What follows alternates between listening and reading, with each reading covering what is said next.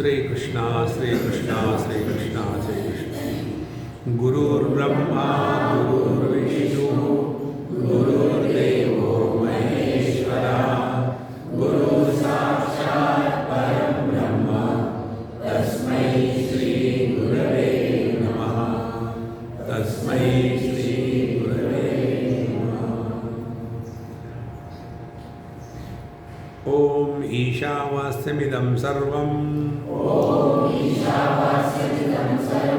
यत्किंच जगत्यां जगत् तेन त्यक्तेन भुञ्जीथा मा पृथक् कस्य सिद्धनम्।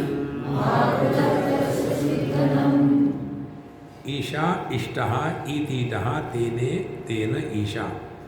ईशा माने जो दोनों प्रकार से हमने कल देखा था, जो उपादान कारण भी है और निमित्त कारण भी है। ऐसे ईशा, ऐसे ईश्वरन में माने जो दुनिया है और उस दुनिया का नियंत्रण करने वाला भी है, दो इकट्ठे। दुनिया में हम देखेंगे तो जो नियंत्रित होता है और जो है नियंत्रण करने वाला होता है, एक दूसरे से अलग होते हैं। जैसे ये माइक जो है, ये उसका मैं नियंत्रण करता हूँ, आगे ले जाओ पीछे ले जाओ, और ये जो माइक है ये मेरे से अलग है। लेकिन ईश्वर किसको कहते हैं कि जो नियंत्रित हो रहा है, मानिए दुनिया, व्यक्त, कार्य ब्रह्म। मैं इन शब्दों का प्रयोग नहीं करना चाहता था क्योंकि और कंफ्यूज हो जाते हैं। तो ये जो दुनिया है ये कार्य ब्रह्म है, ये भी परमात्मा है, और ये जगत का निर्माण करने वाला और इसका नियंत्रण करने वाला वो भी वही परमात्मा है। इसीलिए ईशा इष्टः तेन ईशा ईशिता परमेश्वरः सर्वात् परमात्मा सर्वस्य। तो यही सबका नियंत्रण करने वाला है। अब देखो, ये जो जगत है उसका नियंत्रण करने वाला परमात्मा है। जगत में हमारा देह मन बुद्धि सब आ गए। अब इस देह मन बुद्धि के माध्यम से प्रकट होने वाला जो जीव है उसका भी नियंत्रण करने वाला वही है। तो तीन बातें हो गई। इनका होगी बता रहे। एक तो दुनिया जिसका नियंत्रण करते हैं, दूसरी जो जीव उसका नियंत्रण करते हैं, और तीसरा नियंत्रण करने वाला जीव जगत ईश्वर। पुत्र पति पिता, तीन। तो पुत्र का नियंत्रण करने वाला आदमी, पति का नियंत्रण करने वाला आदमी, और पिता का नियंत्रण करने वाला आदमी। तो ये आदमी ही उपाधि के कारण तीन प्रकार से लखाया जाता है। इसी प्रकार से एक ही तत्व पर नाम रूप की उपाधि चढ़ा दी तो उसको जगत कहते हैं। उसी तत्व पर जब पंचकोशों की उपाधि चढ़ा दी तो उसको जीव कहते हैं, और उसी तत्व पर जब माया की उपाधि चढ़ा दी तो उसको ईश्वर कहते हैं। अब हम कहाँ भटक रहे हैं? हम भटक रहे हैं ये जीव जगत ईश्वर के चक्कर में। अब देखो, जगत को हम कुछ नहीं कर सकते, जैसा है वैसा है, क्या कर सकते? ईश्वर को भी हम कुछ नहीं कर सकते। तो साधना किसने करनी है? जगत साधना नहीं करेगा, ईश्वर साधना नहीं करेगा, क्योंकि जगत परेशान नहीं है, ईश्वर भी परेशान नहीं है, परेशान हम हैं। देखो, आदमी भी परेशान नहीं है, और ये जो पत्नी है वो भी परेशान नहीं है, परेशान है पति। तो साधना किसको करनी पड़ेगी? पति को। लेकिन हम चाहते, देखो मेरी वाइफ मुझे समझती नहीं। एक हमारे मित्र है दक्षिण के, है मारवाड़ी। मारवाड़ी आपको कहीं भी मिलेंगे, पत्थर उठाओ वहाँ मारवाड़ी दिखेगा। हम ये मारवाड़ी की धर्मशाला में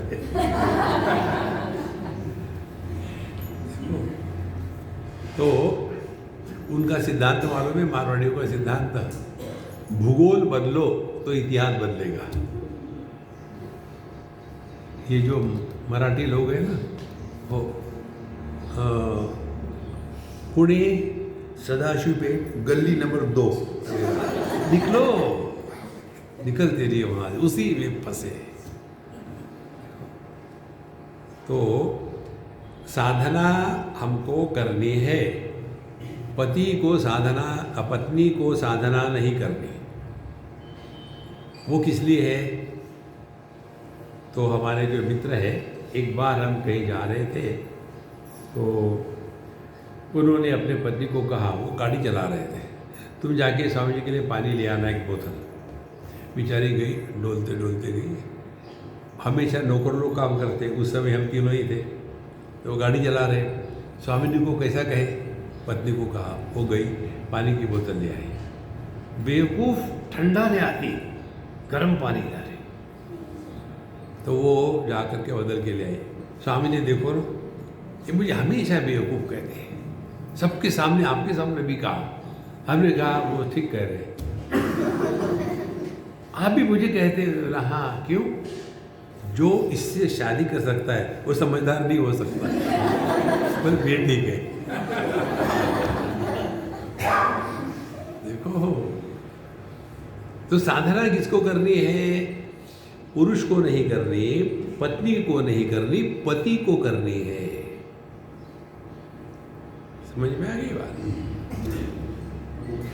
तो साधना ना तो जगत को करनी है, ना ईश्वर को करनी है। साधना करनी है जीव को। अभी जीव ने अपने को क्या माना है? देह माना। देह मानने के बाद ये सब पूरा कस्बा इकट्ठा हो गया, सूखा कचरा, गीला कचरा। तो साधना क्या होगी? पहले कचरे को हटाओ। तो क्या सन्यासी बने? बिल्कुल मत बनना। आप सब गृहस्थ हो। गृहस्थ के बाद जो सन्यास लेता है वो ना घर का न घाट का। हम कई जगह देखे हैं ऐसे। इसीलिए ईशिता परमेश्वरः परमात्मा सर्वस्य सही सर्वम इष्टे सर्वजंतु नाम आत्मा सन प्रत्यगात्मतया तेन स्वेन रूपेण आत्मना ईशा वास्यम आच्छादनीयम। तो यह जो अपना स्वरूप है, यही सब विश्व के रूप में प्रकट हो रहा है। इस प्रकार से जगत को देखो। अब ये आप लोग करते हो, लेकिन छोटे दायरे में। कहाँ की बात है? पुणे की बात है। पुणे ने हमको बहुत ज्ञान दिया। एक बार हमको कहीं बुलाया था, स्वामी जी लेक्चर के पहले हमारे यहाँ चाय पीने आई है। पुणे ने लोग चाय बुलाए, बड़ा भाग्य लगता है। तो मैंने ना नहीं कहा, तुरंत हाँ कह दिया। फिर बाद में नहीं, संभव नहीं हो तो कह सकती है वो। तो फिर हम गए, तो उनकी पोती थी। पोती को कहा, स्वामी जी ये मेरी ये है पोती, और ये बहुत अच्छा कहती है, गीता का 15वां अध्याय है। अब चाय पीनी है तो कुछ पेमेंट करना पड़ेगा, सुनो। अब उसने कहा, मैं अपने फ्रेंड को बुलाऊं? न बुलाओ। फ्रेंड आ गई, दोनों ने शुरू कर दिया चैंटिंग करना। वो फ्रेंड उसकी इतनी परफेक्ट थी, एक भी गलती नहीं की उसने। शांत रह करके स्थिरता से पूरा का पूरा उसने चैंटिंग किया। और ये जो पोती थी 25 बार दांत चबा दिया। ऐसा करते बच्चे करते हैं ना, इस प्रकार से। वो सब कुछ हो गया। तो बाद में मैंने उसके फ्रेंड को लिया, हक किया। हमने कहा, यू आर रियली ग्रेट, एक भी गलती नहीं की, बहुत अच्छा है। दादी माँ को गुस्सा आ गया, उठाया उसको, घर जाओ अपने अभी।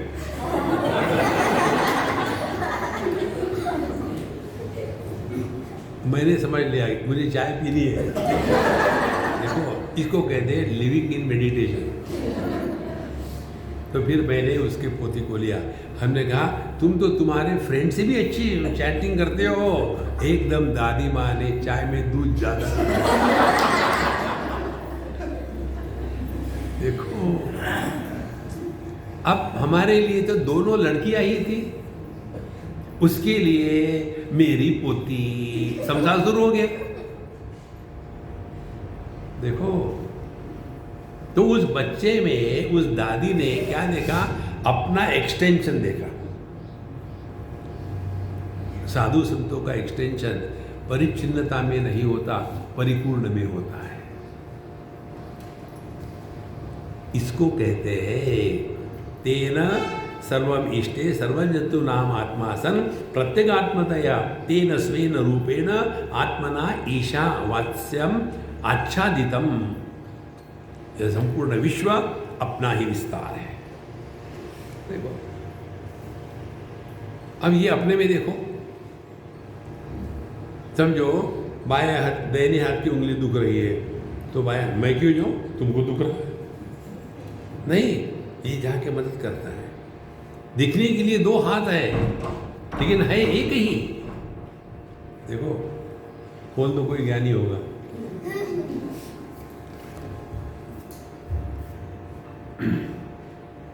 तो उसके द्वारा यह संपूर्ण विश्व को आच्छादित करे, माने जगत को आत्मौपम्येन सर्वत्र समम पश्यति अर्जुन सुखम वा यदि वा दुखम स योगी परमो मता। देखो ये संपूर्ण विश्व को जो आत्मरूप से पहचानता है। देखो इसीलिए जिसको जिसको हमने मैं की परिभाषा में इंक्लूड किया है उसके प्रति मन में द्वेष घृणा नहीं हो सकती। आगे जाके ये बताएंगे किम क्या है फिर वो इदम सर्वम यत्किंच जगत्याम पृथिव्याम जगत सर्वम स्वेन आत्मना ईशेन प्रत्यगात्मतया अहमेव इदम सर्वम इति परमार्थ सत्व रूपेण अमृतम इदम सर्वम चराचरम आच्छादनीयम स्वेन परमात्मना। कहने का तात्पर्य क्या है? यत्किंच जो भी कुछ दुनिया में है सबके प्रति सबोहम सर्वभूतेषु न मे द्वेषोस्ति न प्रिया। सबसे प्रेम करना माने प्रेम में नहीं गिरना। जब प्रेम करते हैं तो वो क्रिया है, क्रिया में अधपतन होता है। लड़का लड़की से प्रेम करता है, प्रेम करने से मी प्रेमात पडले धड़ाल, अब गिर गए तो फिर क्या हो गया? चोट लग गई। उस चोट का नाम है चोटी कट गई। धीरे धीरे ये सब बातें हृदय में उतरने लग जाती बिना किसी प्रयत्न किए। इसलिए यह संपूर्ण विश्व अपना ही विस्तार है, इसमें कोई अपना नहीं पराया नहीं, जो है वो ठीक है। यह जब हम अपना स्वभाव बना लेते हैं तो स्वभाव और स्वरूप जब एक हो जाते हैं तब हम प्रभु के चरणों में बैठे हैं। स्वभाव इज एक्वायर्ड नेचर, स्वरूप इज आवर एसेंशियल नेचर। देखो एसेंशियल नेचर भगवान ने जो बनाया शरीर वो essential nature. Acquired nature don't hoot at the customer going out of our beauty parlor. Maybe she is your grandmother. तो वो 81 नॉट आउट की 18 दिखती है, एक्वायर्ड नेचर। और फिर बारिश आ गई, सब धुल गए। फिर जो स्वरूप है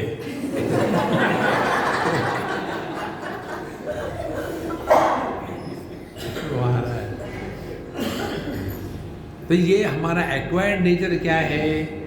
मन, और मन का स्वभाव हर एक पर कमेंट करना, हर एक को उपदेश करना, हमेशा किसी न किसी से बात करना, कोई जरूरत नहीं, अपने में मस्त रहो। इसी को लेकर के हम ये प्रश्नोत्तरी को प्रोत्साहन नहीं देते। ढूंढो आप, you are not a baby. Mummy mummy मुझे ना चूचू जाना है, आप ले चलो ना। जाओ तुम अपने आप। नहीं, मुझे नहीं होती। हमने देखा है लोगों के घरों में होता है ऐसा। अरे कब बड़े होगे? नायम आत्मा बलहीन न लभ्या। एक बात समझ लो, कोई किसी को कुछ सिखा नहीं सकता, आपको स्वयं सीखना पड़ेगा। 2-3 उदाहरण देते आपको सीखने के लिए। जो ताल होता है ना गाने में, उसको सिखाया नहीं जा सकता, वो आप में होना चाहिए। कई लोग इतने परफेक्ट होते हैं, गलत जगह ताल आप ट्राई करो, लेकिन जो एक्सपर्ट होते हैं एग्जैक्टली रॉन्ग जगह में ताल। तो कितना भी सिखाओ उनको, दे कांट लर्न। इसी प्रकार से हमको अपने मन के परे जाना है। लेकिन स्वामी जी क्या होता है, किसने पूछा? Work yourself, don't become a weakling. नायमात्मा बलहीने न लभ्या। देखो, एक बार आदमी को ये आदत लग जाती है ना पूछने की। एक अम्मा कहाँ वृंदावन में मिली, आगे स्वामी जी मुझे आपसे कुछ पूछना है। मैंने उसी से ये सीखा, कुछ पूछा उसने। हमने कहा अम्मा तुमने ये प्रश्न कितने महात्माओं को पूछा? अरे आपको कैसे पता चला? मैं हर एक महात्मा को ये पूछती हूँ, और सब उदाहरण उसके उत्तरों को लेकर के एक पीएचडी करोगी क्या? Find out your own way, यहाँ सब बताया जाता है। जैसे होता है ना, इतना सारा खाना परोसा है, 40 प्रकार के व्यंजन है, 50 प्रकार की सब्जियां हैं, 50 प्रकार की मिठाई है। अब आपको जो सूटेबल है वो लो खाओ। नहीं, इतना उन्होंने बनाया है, अब कैसे ना कहें, तो परात लेके जाओ। अरे ये चॉइस दिया है आपको, सबको खाने को नहीं कहा, जो सूटेबल है वो ले लो। इसीलिए इदम सर्वम किंचित सर्वम परमार्थ स्वरूपेण इदम सर्वम व्याप्यम। ये संपूर्ण विश्व जो है परमात्मा स्वरूप है, माने अपना ही स्वरूप है। इस प्रकार से हमको अभ्यास करना है। यथा चंदनादि गर्वादि उदकानि संबंधेन जल क्लेशादि औपाधिकम दौर्गंध्यम। कितना सुंदर उदाहरण है। जैसे चंदन को पानी में डाल दिया हो लंबे समय तक, तो उसका सुगंध छिप जाता है और दुर्गंध आ जाता है। इसी प्रकार से कितना सुंदर विचार है। इसी प्रकार से परमात्मा को ये देहात्म भाव के गंदगी में डाल करके इसका सुगंध छुप गया है और दुर्गंध बाहर आ रहा है। देखो महाराज, शरीर से क्या निकलता है पब्लिक में बोलने की बात नहीं। किसी भी छेद को देखो, गंदगी के सिवा कुछ नहीं निकलता। बाहर से कितना भी पोतते रहो, अंदर में वही मसाला है और कुछ नहीं है। Beauty is skin deep, ugliness is bone marrow deep. तो हमारा जो स्वरूप का सौंदर्य है वो इस गंदगी में रहने के कारण मानो ढंग गया है। फिर क्या करें? अब वो जो चंदन की लकड़ी पानी में रह करके सड़ गई सी थी, दुर्गंध आ रही थी, कुछ करना नहीं है, फिर उसको निकालो।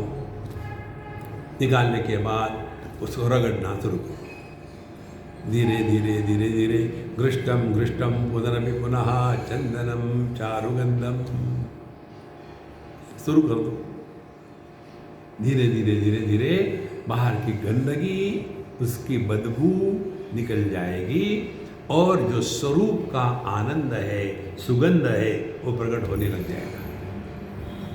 कितने बढ़िया बात है। तो क्या करें, अपने आप को रोक लो। कैसे? रोज नहाया करो। देखो,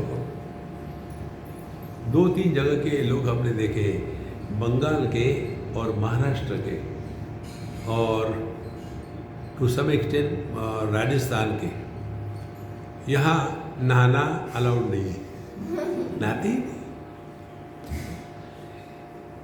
यथा चंदनादि गर्वादेव जल उदक संबंधेन औपाधिकम दौर्गंध्यम। तो हमारा भी इस पंचकोशों के साथ संबंध से दुर्गंध आ रही है। तदेव स्वात्मनि अध्यस्तम स्वाभाविकम कर्तृत्व भोक्तृत्व आदि लक्षणम जगद्द्वैत रूपम जगत्याम पृथिव्याम। इसी प्रकार से एक तो गंदगी आ रही है देहात्म भाव से, और दूसरी जो है यह कर्तृत्व भोक्तृत्व लक्षण। मैंने ये किया, मैंने वो किया, किसने पूछा?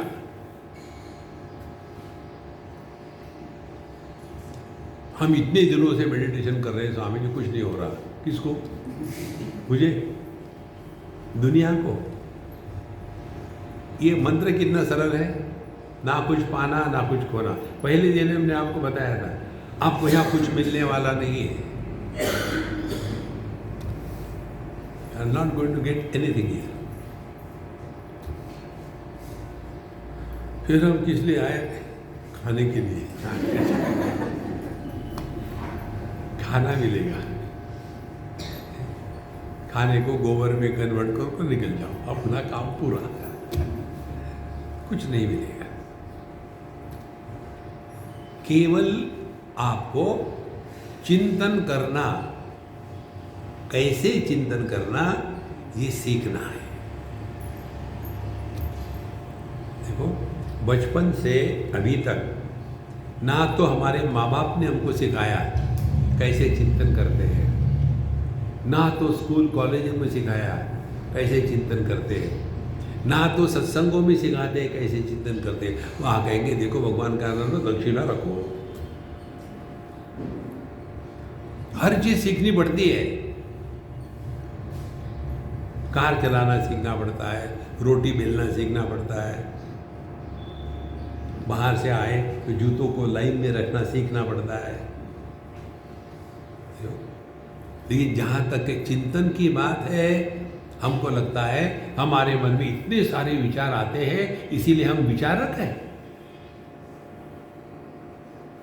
चिंतन करो। चिंतन और चिंता, इन दोनों का भेद जब समझ में आता है ना, तब जीवन बदल जाता है। चिंता के द्वारा हम अपने विचारों में उलझ जाते हैं, और चिंतन के द्वारा हम अपने विचारों से सुलझ जाते हैं। यदि आपने चिंतन किया हो तो आपको एक भी प्रश्न नहीं उठेगा, और यदि चिंतन के जगह में चिंता में फंसे हो तो आपके पीछे प्रश्नों का तांता लगेगा। ऐसा क्यों, वैसा क्यों, why why why why, the sky is too high. देखो, तो कर्तृत्व भोक्तृत्व आदि लक्षणम जगद्द्वैत रूपम जगत्याम पृथिव्याम। तो ये जगत जो है, जो द्वैत रूप है, यहाँ ये कर्तृत्व भोक्तृत्व, यही दो दुर्गंधियाँ हैं हमारे जीवन की। मैंने ये किया, मैंने वो किया, फिर मैं इतना दुखी हूँ, मैंने ये किया, मैंने सबके लिए, बच्चों के लिए मैंने ये किया, लेकिन बच्चा मुझे एक सिर्फ सांस मिली पूरे जीवन में, मेरी नहीं, किसी और की।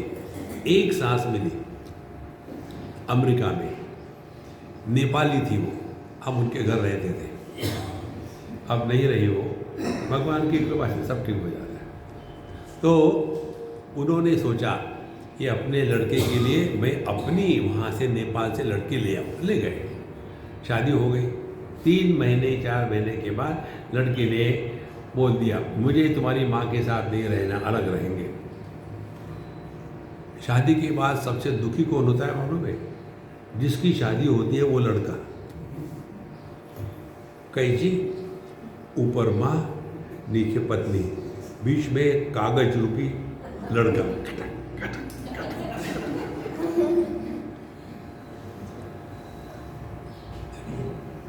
दो स्त्री एक दूसरे को कभी नहीं समझ सकती। उनका दोष नहीं, मैन्युफैक्चरर्स डिफेक्ट है। तो ये लड़का परेशान, ये मम्मी मैं पता नहीं क्या करूँ।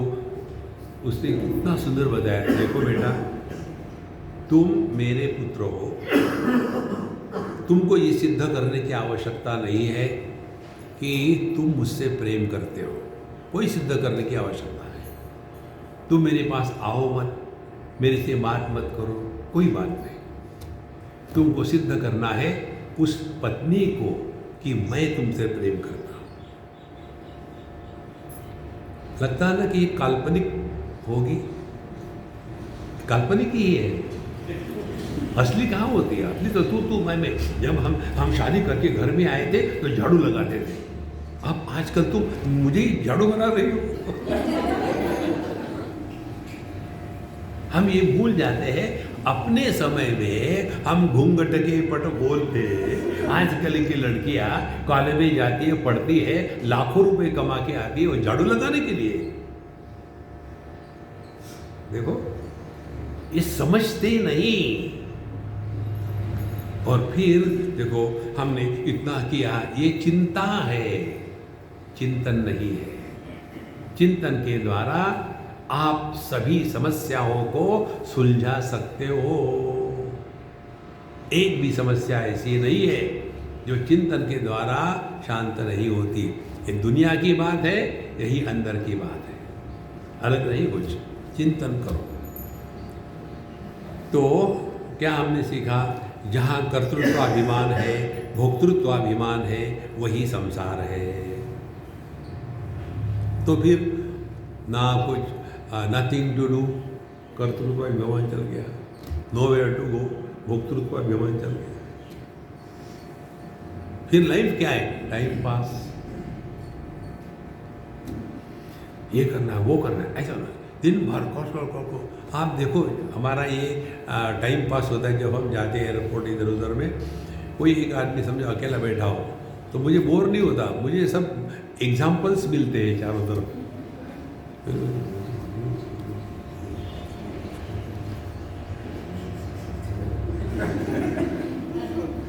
कॉन्स्टेंटली अपने आप से बोले जा रहे। ट्राई करो, अपने आप से बोलना बंद करो, फिर क्या करूं? सवाल यही आता है ना। चुप रहो बाबा, चुप रहो। तो कर्तृत्व अभिमान और भोक्तृत्व अभिमान, इसलिए यह नाम रूपात्म कर्माख्यम विकार जातम परमार्थ सत्य आत्मभावनाया त्यक्तम स्यात्। तो इस देह को और इसके संबंधी जो है उसको जो हमने आत्म रूप से स्वीकार किया है वह त्याज्य है, उसको पकड़ के मत बैठो। देखो, अच्छा, एवं ईश्वर आत्मभावनाया युक्तस्य पुत्र आदि ऐषणात्रय संन्यासे एव अधिकारः न कर्मसु। तो जब तक हमने इसको समझ लिया है, अब हमारे अंतःकरण में तीनों ऐषणाएं नहीं है, लोकेशना, वित्तेषणा, पुत्रेषणा। ऐषणा माने इच्छा, लोकेशणा हमको मरने के बाद स्वर्ग में जाना है, वहाँ जाके क्या करोगे? जो यहाँ किया था वही करोगे। देखो, यहाँ खाते थे वहाँ खाओगे, यहाँ बिल नहीं देते थे वहाँ भी नहीं दोगे। देखो, भोग करेंगे।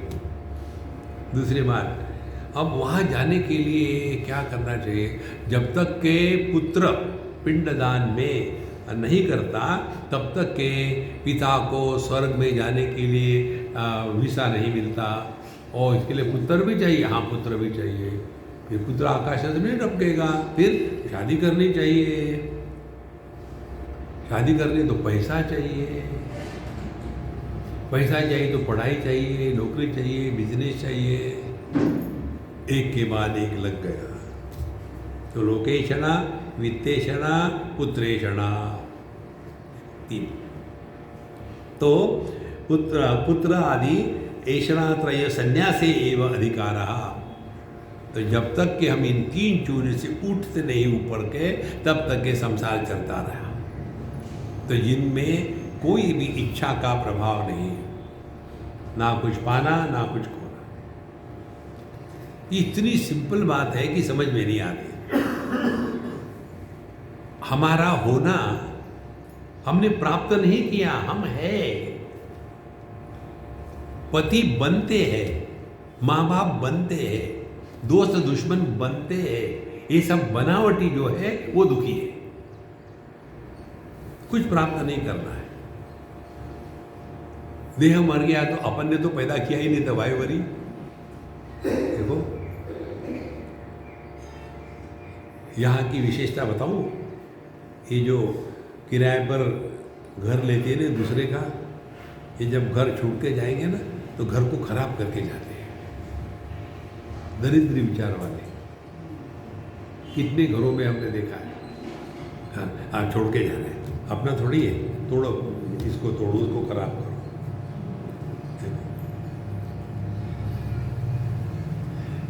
यहाँ इस दुनिया में ऐसे रहे कि हमको इस देह से जो करनी है वो करे, उसमें फंसे नहीं, कारण की इच्छा ही नहीं। ऐसा जो निरीच्छ पुरुष है उसका ही संन्यास लेने में अधिकार है। तेन त्यक्तेन त्यागेन इत्यर्थः, तेन त्यक्तेन भुञ्जीता। तो किसका त्याग करना है? ये जो तीन ऐषणाएं हैं, इच्छाओं का त्याग ही वास्तविक त्याग है। राग, द्वेष और वैराग्य, तीन शब्द है। राग का विरोधी द्वेष है, राग द्वेष के परे जो है वो वैराग्य है। देखो, ऐषणात्रय त्यागेन एव, तो इसी का हमको त्याग करना है। तेन त्यक्तेन भुञ्जीताः, नहीं त्यक्तो मृतः पुत्रः वा भृत्यो वा आत्मसंबंधितायाः अभावात्। ऐसा नहीं क्योंकि पुत्र इत्यादि मर गया इसलिए उसका त्याग कर दिया, नहीं, जिंदा है तब त्याग करो। त्याग करो माने क्या? यही समझो ये चला चली का खेला। वी डू नॉट, हम लोग बच्चों को शरीर देते हैं, शरीर में रहने वाला जीव माँ बाप की उत्पत्ति नहीं होती। एक ही माँ बाप के चार बच्चे, एक बच्चा शांत है, हमेशा अध्ययन में लगा है, वैराग्य की परिपूर्णता है। दूसरा बच्चा हमेशा लीडरी करता है, लोगों को परेशान करता है। तीसरा बच्चा पैसे कमाने में लगा है, दूसरा कुछ सोचता ही नहीं उसको। और चौथा आलसी है। एक ही माँ बाप के चार पुत्र, एक ब्राह्मण, दूसरा क्षत्रिय, तीसरा वैश्य, चौथा शूद्र। शूद्र माने गवर्नमेंट सर्वेंट।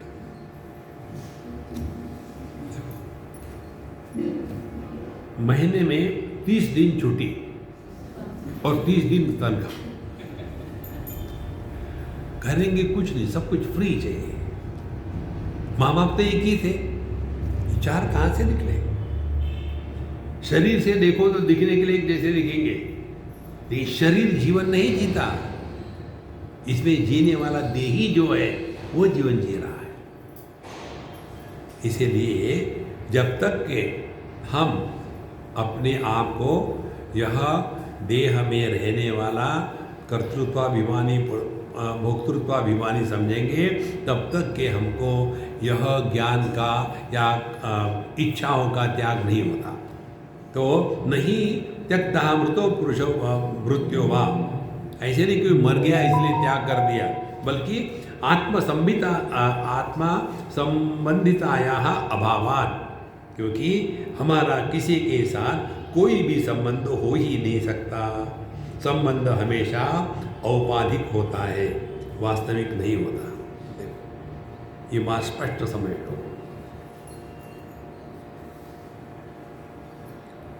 सुषुप्ति अवस्था में देहात्म भाव के साथ निवृत्ति होने से हम वहाँ माँ नहीं, बाप नहीं, पिता नहीं, पुत्र नहीं, पति नहीं, पत्नी नहीं, हम होते हैं ना। तो जो स्थिति हमारी सुषुप्ति में है वो जब जागृत अवस्था में रहेगी तब जाकर के हम इस मार्ग से चल रहे हैं। कितनी सिंपल बात है, सिंपल बात है। शादी करके दिखाओ फिर बता दी सिंपल बात, रोते रहो। तो तेन त्यक्तेन आत्मसंबंधताया अभावात् आत्मानं पालयति, क्योंकि उन्होंने अब ये सब कामना, इच्छा, राग, द्वेष इस सब का त्याग करने के कारण आत्मानं पालयति, अतः त्यागेन इति एव विधाता भुंजिता पालयेथा, फिर वो अपने आप में सहज रूप से रहने लग जाता है। दोनों विचारों को इकट्ठा कर लो। ईशावास्यमिदं सर्वं यत्किंच जगत्याम जगत, इस संपूर्ण जगत को जब आत्म रूप से ग्रहण किया है तो मुझे मैं की इच्छा नहीं हो सकती। इच्छा हमेशा अन्य की होती है। जब संपूर्ण विश्व को, जगत को हमने आत्मरूप से स्वीकार कर लिया है तो हमको अपनी इच्छा नहीं होती। देखो महाराष्ट्र में कहीं महाराष्ट्र मंडल है क्या? महाराष्ट्र में महाराष्ट्र मंडल नहीं होता, महाराष्ट्र के बाहर होता है। देखो केरला में केरल समाज नहीं है, केरल के बाहर होता है। देखो अभी जैसे दूसरे देशों से लोग जो आते हैं ना, फिजी से आते हैं, मॉरिशस से, साउथ अफ्रीका से और सुरनामी से और उधर से वेस्ट इंडीज़ वगैरह, उनको इंडिया में आने में पहली बार एक मेरा फ्रेंड आया था साउथ अफ्रीका से, तो उसने कहा स्वामी जी मैं तो पागल हो गया, क्यों सभी इंडियन थे। अब वो रहता साउथ अफ्रीका में, वहाँ चारों तरफ कृष्ण भगवान के रूप थे, काले काले, कहीं भी देखो। यहाँ आया एक भी काला नहीं। बोले मैं तो इतना खुश हो गया कि इतने इंडियन इकट्ठे रह सकते हैं। आपके मन में कभी विचार आया? नहीं आ सकता। देखो माने जब हमने जगत को आत्म रूप से स्वीकार किया है तो आपके अंतःकरण में इच्छा का उदय नहीं हो सकता। विवेक की परिपक्वता और पराकाष्ठा को ही वैराग्य कहते हैं। विवेक क्या है? विवेक ये है कि संपूर्ण विश्व केवल मेरा ही विस्तार है, यहाँ अन्य की प्रतीति केवल भ्रांति है। जैसे दृष्टि और रूप रंग अलग अलग दिखते हैं लेकिन अलग अलग नहीं है। कितनी सरल बात है। पानी का अपना कोई रंग नहीं, पानी की अपनी कोई टेस्ट नहीं, उसमें जो भी रंग डालो वो ले लेता है। सबका रंग लेने के बाद भी पानी का अपना कोई रंग नहीं होता। देखो सभी प्रकार के टेस्ट को, रस को स्वीकार करते हुए भी पानी की अपनी कोई टेस्ट नहीं होती। इसी प्रकार से सभी उपाधियों को स्वीकार करते हुए भी हम ना तो स्त्री है, ना पुरुष है, ना हिंदू है, ना मुसलमान है, ना यहाँ है ना वहाँ है, ना अभाव है ना भाव है।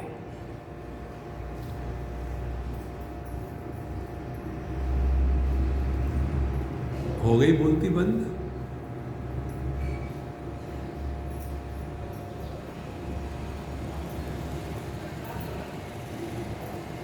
तेन त्यक्तेन भुंजीथा, इस प्रकार से आत्मानं पालयेथा। देखो अपने आप की रक्षा करो अपने आप से। अपने आप को पहचानो। कैसे पहचाने? यह संपूर्ण विश्व केवल अपना ही विस्तार है। हमको ये करने के लिए कुछ साधना करनी पड़ती है क्या? दाहिना हाथ में, बायां हाथ में, छोटी उंगली भी मैं हूँ, यहाँ की फुंसी भी मैं हूँ, कमर का दर्द भी मैं हूँ। विचार करना पड़ता है क्या? ये तो अनुभव है ना। देखो, ये निर्मित अनुभव नहीं है, ये स्वरूप है। इस अनुभव में नित्य निरंतर रहना, यही जीवन की परिपूर्णता है। फिर हमको जगत में कुछ सिद्ध नहीं करना।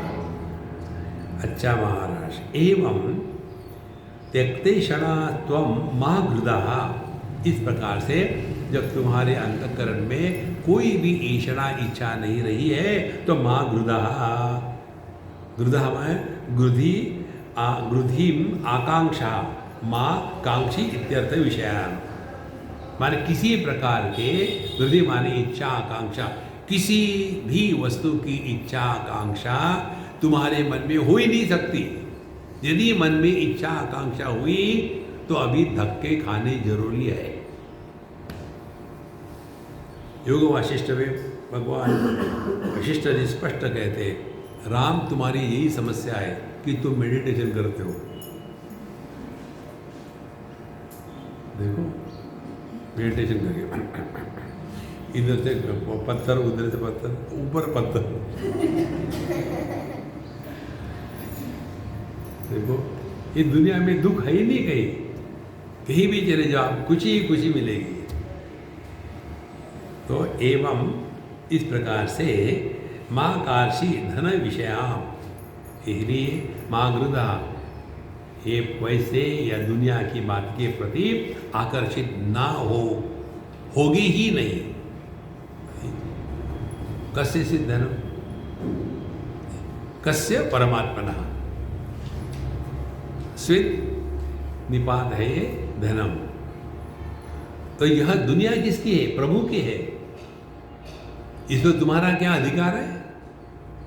7वें अध्याय में भगवान यही कहते हैं, भूमि रापो नलो वायु खम मनो बुद्धि रेवच अहंकार यम मे भिन्ना प्रकृति रष्टदा। ये भगवान की प्रकृति है। भगवान हमारे पिता है तो प्रकृति हमारी माँ है, तो माँ का भोग नहीं करते, सेवा करते हैं। यही है यहाँ के उस मंत्र का ओरिजिन यहाँ से है। महागृदः कस्य सिद्धनम। देखो, गिद्ध जो होता है ना, गिद्ध, वल्चर, कितना आकाश में ऊपर उठता है, लेकिन उस दृष्टि कहाँ होती है? मरे हुए मुर्दों पर। कितना सुंदर शब्द है, महागृदः कस्य। इस दुनिया में गिद्ध की दृष्टि से मत जियो। ये करेंगे, वो करेंगे, क्या करेंगे, मेडिटेशन करेंगे, ऊपर गए, कितना मिलेगा? गिर गए नीचे। देखो, इस जड़त्व से अपने आप को मुक्त करना है। एवं से त्यक्ते क्षणः त्वं मा गृदः ग्रुधिम आकांक्षा माँ कार्षी धन विषयाम।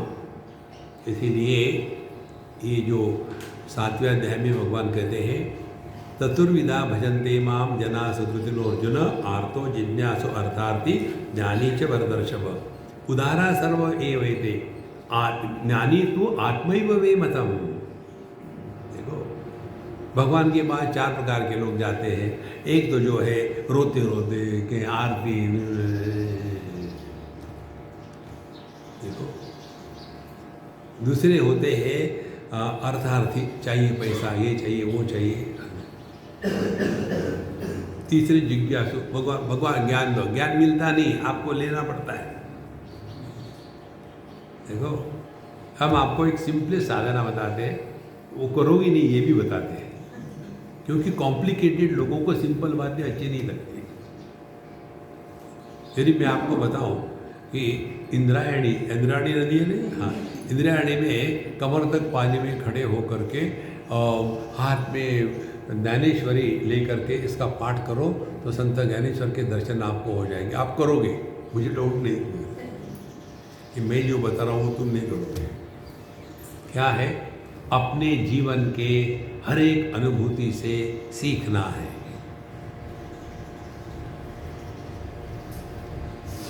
एक कॉपी बनाओ, लिखो उस पर आज मैंने क्या सीखा, उस कॉपी का नाम, और फिर हर एक दिन एक थीसिस मत लिखना, एक बात लिखना, आज मैंने ये सीखा। दूसरे दिन D2 अलग अलग। मुझे मालूम है आप सबके अलग अलग चीज।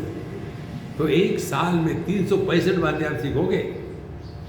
इतना सीखने के बाद भी यदि आप खुश नहीं रह सकते तो भगवान कहेंगे बेटा तुम्हारा दोष नहीं, दोष मेरा है, मैंने तुमको मनुष्य बनाया था। Go back to pig. आहार निद्रा भय मैथुनंच, वही करते रहो। असली साधना होती है जब हम अपने अनुभूतियों से सीखते हैं तब। कोई किसी को नहीं सिखा सकता।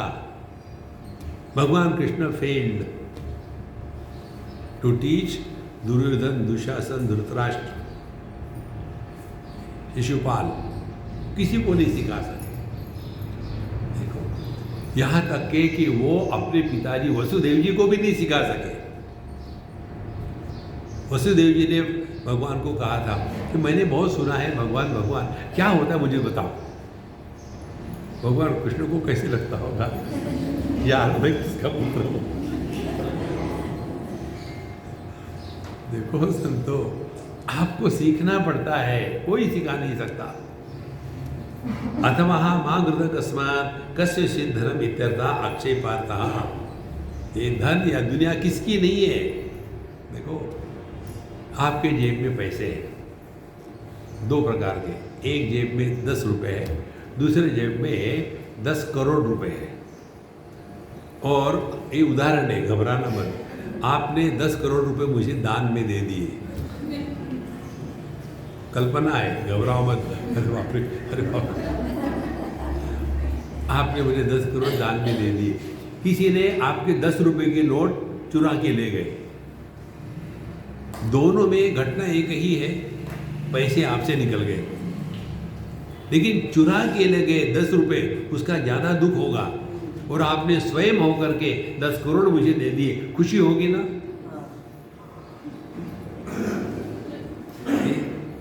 त्यागी नहीं किए अमृतत्व मानस, पकड़ के रखते। और जब मरने का समय आता है तो स्वामी जी आजकल मुझे बड़ा डर लग रहा है। अच्छी बात है, जिंदा हो ना, इसलिए नहीं, मरने के बाद क्या होता है आपने को तो अनुभव है नहीं, क्या बताए। नहीं, मुझे वही डर लग रहा है, मरने के बाद मेरी प्रॉपर्टी का क्या होगा, मेरी पत्नी का क्या होगा, और मेरे बच्चों का क्या होगा। अरे तुम मुझे क्यों, उनको पूछो, वो बताएंगे। जाओ ना हम वेट कर रहे हैं, जाओ। वो वर्ड्स उसी में फंसे हैं। देखो, स्वयं होकर के त्याग में आनंद है, जबरदस्ती से खींचा जाता 10 रुपए वो भी दुख देता है। इसीलिए कस्यचित् धनम, दोनों ही स्थानों में धन का, पैसे का त्याग ही है। एक त्याग आपको खुशी देता है, दूसरा दुख देता है। एक और बात बताऊं, बड़ी सिंपल बात है। लक्ष्मी जब जाती है तब खुशी देती है, लक्ष्मी जब आती है तब कष्ट देती है। देखो, आप गए किसी बड़े होटल में, खूब आराम, 7 स्टार, और बिल चुक करना ही पड़ेगा। वहाँ आपने खर्चा कर दिए 4-5 लाख रुपए, लक्ष्मी चली गई। वहाँ इतना आनंद आया था, इतना बढ़िया था कि बिस्तर में ही कर सकते थे। आलस की पराकाष्ठा, उठ के जाने की जरूरत नहीं। देखो, तो ये कब मिली आपको खुशी? जब आपके जेब से लक्ष्मी निकल गई तब। जब आप कोई वस्तु खरीदते हो तो आपको वस्तु के खरीदने का आनंद नहीं होता, आपके पास से लक्ष्मी चली गई है उसकी खुशी होती है। चिंतन की बात है, करना कुछ नहीं है। इसीलिए कस्य स्वित् धनम, किसका है ये पैसा? किसी का नहीं है। इसीलिए आत्मा वा इदम सर्वम इति ईश्वर भावनया सर्वम त्यक्तम। इसीलिए सब कुछ मैं ही हूँ, तो कौन किसका त्याग करेगा? जब मैं अपने दाहिने जेब से पैसे निकाल के बाएं जेब में रखता हूँ तो क्या दाहिने जेब का नुकसान हो गया? इसीलिए अतः सर्वम मिथ्या विषय बुद्धि माँ काशी इत्यर्थः। ये सब दुनिया जो है ना, इसमें फंसो मत। मिथ्या विषय ओनली माँ घृत कस्य स्वित् धनम। अब इसी मंत्र को हमने भगवान शंकराचार्य के भाष्य के अनुसार देखा है। अब इसको दूसरे प्रकार से चिंतन कर सकते हैं, तब आनंद आता है। नहीं तो 3 मिनट में कंठस्थ हो गया, वही रहेगा, नीचे नहीं उतरेगा। हमारे शास्त्र में जीवन के 4 पुरुषार्थ बताए हैं: धर्म, अर्थ, काम, मोक्ष। इसको समझने के लिए इन पुरुषार्थों के सीक्वेंस में थोड़ा रीअरेंजमेंट कर लो। पहला पुरुषार्थ अर्थ। अर्थ माने अंग्रेजी नहीं, अर्थ माने पैसा। पैसा चाहिए, पैसा चाहिए, क्योंकि बिना पैसे के कुछ होता नहीं। तो हमारे सबके जीवन में पैसे के प्रति सबसे ज़्यादा महत्व की बुद्धि है। इतनी पक्की है कि कोई भी व्यक्ति ऐसा कभी नहीं कहता कि पैसा कमाना कठिन है इसीलिए मैं पैसा नहीं कमाऊंगा। कारण क्या है? पैसे के प्रति, धन के प्रति महात्म्य है। ये सिद्धांत लगा लो जीवन में। जब आपके अंतःकरण में ये बात पक्की बैठेगी, मन के शांति दुनिया में सर्वोच्च वस्तु है, तो उसके लिए स्वामी बड़ा कठिन है ये बात नहीं आएगी। अभी हमको उसका महात्म्य मालूम नहीं। श्रीमद् भागवत महापुराण के पहले दूसरे पुराण से लिए हुए 6 अध्याय है, जिसको कहते हैं श्रीमद् भागवत महात्म्य। उसमें भागवत महापुराण का महात्म्य बताया है कथाओं के द्वारा। वो इसलिए बताया है कि उस महात्म्य के द्वारा हमारे मन में जब महात्म्य बुद्धि जागृत हो जाती है तभी हम उसके लिए प्रयत्नशील रहते हैं। देखो, हमारी समस्या यही है, महात्म्य बुद्धि अभी अध्यात्म के प्रति नहीं है। देखो, हमारी स्थिति क्या है? 100 चूहे खा के बिल्ली हज चली। इधर गए उधर गए, धक्के खाए, ये खाया, हो गया, अब पता नहीं, चलो आश्रम में जाते हो, कुछ न होगा। तो वहाँ जाकर किसी भी आश्रम में मत जाना। पागल खाने में कौन जाता है? 2, एक तो पेशेंट, दूसरा doctor. Who is a doctor? Prospective patient.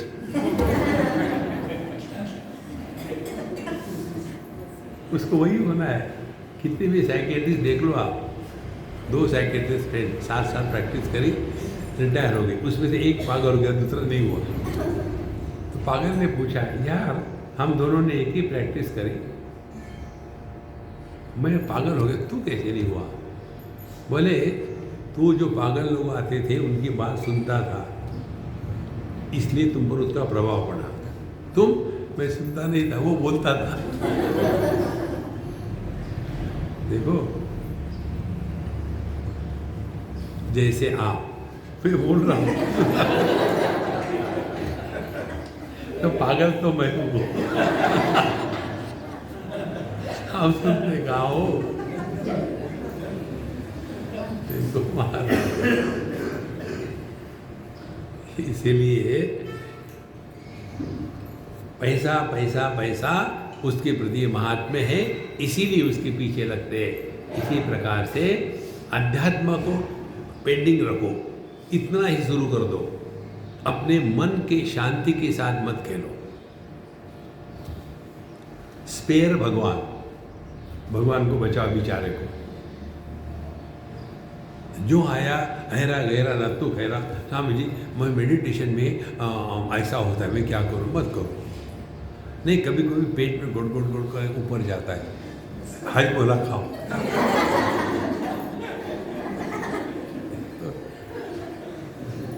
एक थंब रूल आपको बताते हैं, जो अनुभव आके चला जाता है वो मन की भ्रांति है। जो आज तक आया नहीं और जो कभी गया नहीं, वो अपना स्वरूप है। इसीलिए ना कुछ पाना ना कुछ खोना। लेकिन हमारे गुरु महाराज ने बताया है रोज कम से कम 3 घंटे मेडिटेशन करना है। तो क्या करो? करो फिर। लेकिन नहीं होता तो मत करो। उन्होंने कहा है तो करो फिर। देखो, उसी प्रकार से जप, ये जप करने से अपनी रक्षा होती है, कहते हैं ना। ये नहीं बता दे किससे किसकी रक्षा होती है।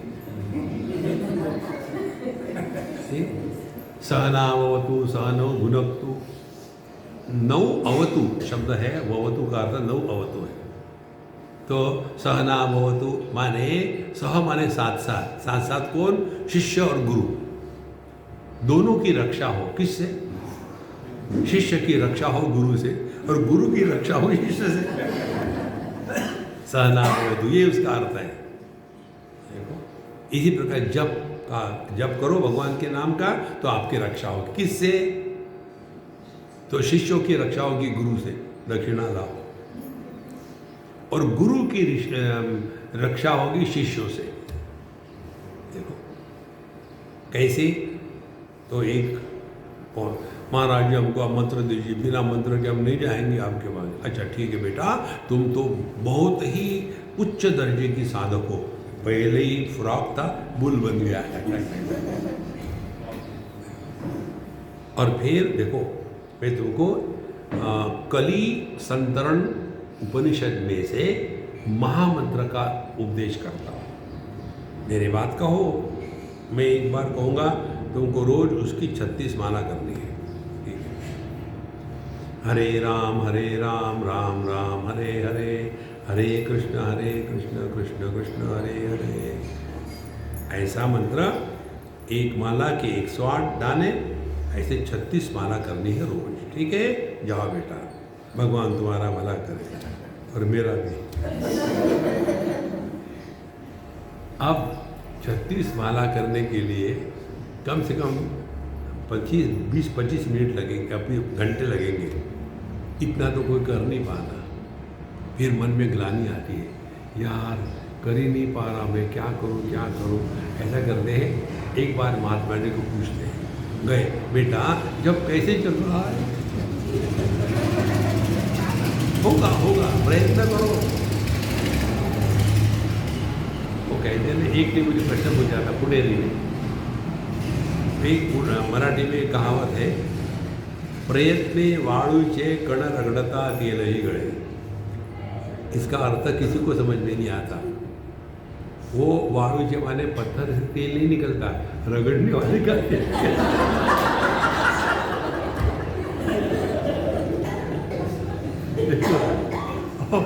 बेवकूफ रगड़ रहा।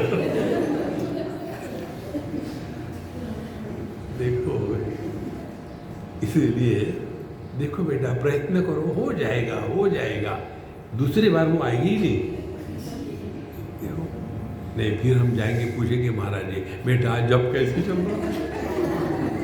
इस प्रकार से ये जप का मंत्र का उपदेश करके महात्मा लोग अपने आप को ये भक्तों से बचाते हैं। तो अर्थ ये करने से ये मिलेगा, वो करने से वो मिलेगा, अर्थ एक ये पुरुषार्थ है, क्योंकि हमारे मन में पैसे के प्रति महात्म्य है। फिर दूसरा पुरुषार्थ है काम पुरुषार्थ, धर्म अर्थ काम मोक्ष। काम माने इच्छा। अब पैसे किस लिए कमाते हैं? बैंक में रखने के लिए नहीं, इच्छाओं पूरा करने के लिए। ये चाहिए, वो चाहिए, ऐसा चाहिए, वैसा चाहिए, ये होना चाहिए, वो होना चाहिए। जिंदगी भर आपको समझना है जिंदगी में हमने क्या किया। दो बातें करी। बचपन में मार्बल को लेकर के झगड़ा होता था। खेलते हैं ना बच्चे मार्बल, झगड़ा होता था। जितने मार्बल जीते जेब में रखे और आवाज दिखा के आ जाओ कोई है मेरे साथ खेलने वाला। बड़े हो गए, अभी वही मार्बल का झगड़ा गया, बाथरूम में मार्बल लगाना है। जिंदगी में मार्बल करके मर गया है, दूसरा कुछ है ही नहीं। कामना कभी पूरी नहीं हो सकती। You fulfil one Dzire, second will stand in Q. What about me? तो अर्थ और काम, इन दोनों का कोई भी नियंत्रण नहीं है, इसकी कोई मर्यादा नहीं है, इसका कोई अंत नहीं। अब देखो अपने आप में जीवन में हमने क्या किया है, केवल दो बातें करी, अर्थ और काम, अर्थ और काम। अच्छा महाराज, अब शास्त्रों को तो हमको मदद करनी है, तो बताते हैं देखो पैसा कमाओ, भोग करो, लेकिन उस पर स्वयं होकर के नियंत्रण रखना है। जो नियंत्रण हम अपने आप पर स्वयं होकर के रखते हैं उसको फ्रीडम कहते हैं। वही मोक्ष है, वही स्वातंत्र्य है। Self impose discipline is Joy. आप में से जिसको रस्सी बांध करके यहाँ लाया होगा वो सबसे महादुखी होगा। एक एक सेकंड में बाबा जी बंद होने का नाम ही नहीं ले रहे, गर्म होते जा रहे हैं, ठंडे होते हैं, क्योंकि जबरदस्ती से लाए हैं ना। देखो, और जो स्वयं होकर के आए वो प्रसन्न है। कितनी सिंपल बात है। तो जो काम हम अपने आप पर डिसिप्लिन रख लो, शरीर की, विचारों की और जीवन की शैली की स्वयं होकर के डिसिप्लिन रख लो, तो you are liberated, you are free. सुबह जो स्वयं होकर के उठ जाते हैं 4 बजे, उनको कोई परेशानी नहीं है। और जिनको उठना पड़ता है, और कितने दिन है क्या, अरे आज ही तो शुरू हुआ हो गई दुखी। देखो, इसीलिए धर्म, अर्थ और काम, इनको नियंत्रण में लाने के लिए जो सेल्फ इम्पोज डिसिप्लिन है, इसको कहते हैं धर्मशास्त्र। तो अर्थ और काम पूरा करो। गृहस्थों के लिए ये उपदेश है शास्त्रों में, करो, लेकिन उस पर नियंत्रण करो। अनियंत्रित अर्थ और काम हमको अपने सत्यानाश की तरफ ले जाता है। उसके लिए धर्म आता है और उसके बाद मोक्ष आएगा। बाद में देखेंगे, अभी आपको नींद नहीं आ जाए ज़्यादा। ओम पूर्णमदः पूर्णमिदं पूर्णात् पूर्णमुदच्यते पूर्णस्य पूर्णमादाय